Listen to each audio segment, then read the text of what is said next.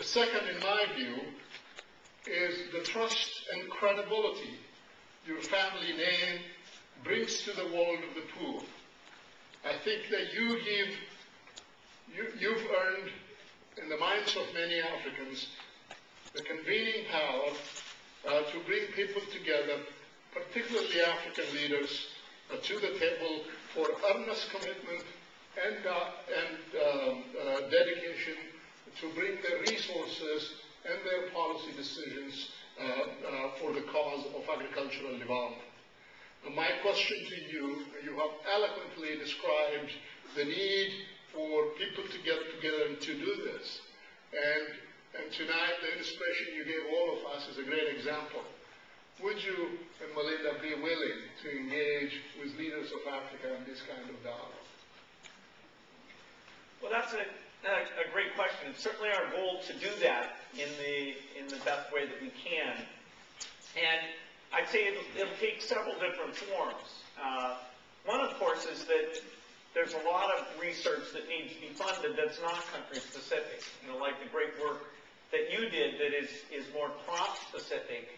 And so we need to, you know, not just our foundation, but all the rich world governments, World Bank, we need to provide more support to those horizontal activities so that the opportunities are there.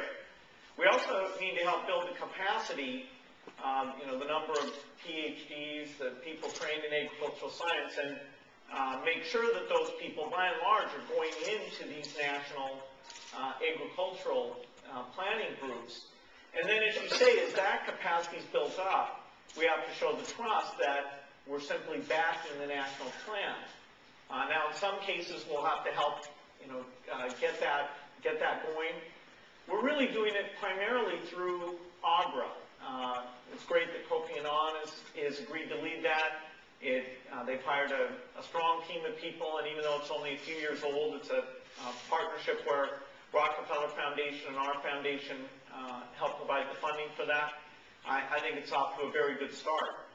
We'll also be lending our voices personally. You know, I'll be getting to Africa at least once a year, and you know, every trip there I'll be talking about the agricultural issues and really trying to highlight the countries that are doing well.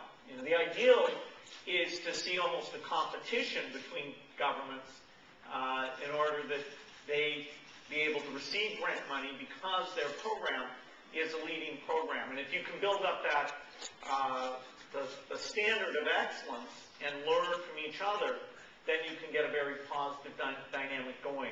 You know, certainly we've seen that in India where you have states competing with each other to try and be the place that the latest things get done. And I think we can see the very beginning of that in Africa. You know, it's a huge challenge. People are always telling me not to be too naive about the path from the lab with the great new advance to how much it'll get out into the smallholders. You know, in fact, you and I were talking last night about how much your work, you know, in 5 years, 10 years, how much that will be actually used. And, you know, I hope we can, by working with these national programs, actually, you know, get these crops out there a lot faster than has been typical in the past. Thank you. In your speech, you also called for people with vastly different opinions to come together around a shared vision of agricultural development. What would it take to get that achieved? Well, I think one of the things is that this will be most concrete as people are actually seeing the progress in the new science. I mean, people have to actually know that the benefit of the new technology is quite substantial, and it's not just some consumer thing about how long something stays, you know, nicely colored. It's really to do with significant productivity differences that actually can make the difference between starving or having a reasonable amount of food. And so that's why I think the different projects that are going on, the sweet potato, the drought-resistant maize, in the next 2 or 3 years, if things go well, there will actually be seeds that are adapted to African conditions that are available to be used. And then you have this very large benefit. And then the GMO idea first came along, and there was a lot of uncertainty, and it hadn't been tried anywhere. But instead, look at what has the experience been. If you have good scientific review, if you register things in a careful way, has that experience made us look at the risks involved and understand them far better. So now you have a very different benefit level, and these sovereign countries, hopefully assisted by the expertise that we and others are funding in NEPAD, can make the sovereign decision to say, okay, we're taking a very modest risk here based on what's been done, and then it moves forward, and you actually have the success stories. So we need more benefit. We need to really pick the big problems and solve those using these tools, and I think that's what's underway now. So I think we can frame it in a very different way than what that's looked like in the past. You and your foundation are associated with using technology, an important part of the research to achieve progress in health and development, and you mentioned a couple of these examples in your speech. What do you see of the long-term potential for technology and research in sustainable agricultural development in Africa? Well, I am an optimist about technology, and I can hardly help but be given the background that I have. And there's a constant dialogue where people inside and outside the foundation are making me understand, are we mapping the technology to the particular needs of the smallholder, and how challenging it is to make sure you're solving the right problem, and then how difficult it is to get it delivered.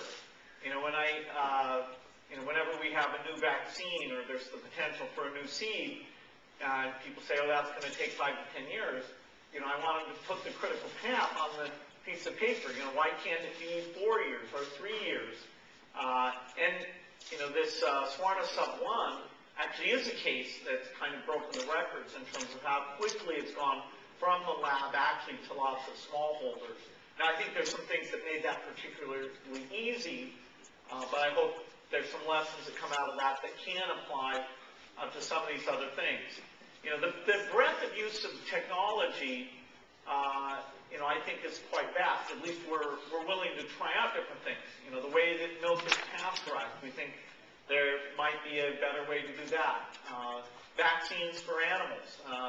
I'll this afternoon meet with a group that we're backing that is taking a lot of the animal diseases that really devastate smallholder who's invested in their animals, and it's a key part of their income.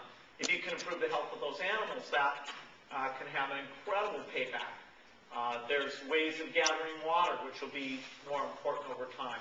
We have a pretty high threshold to meet, which is we're trying to get these smallholders to have, say, twice as much output at a time when the climate is going to make that more difficult for them to achieve. And a factor of 2, that's quite difficult. And Africa, getting the inputs in is harder. You don't have the roads there, the number of people with expertise, and so I'm often cautioned not to think that what happened in the Green Revolution will be nearly as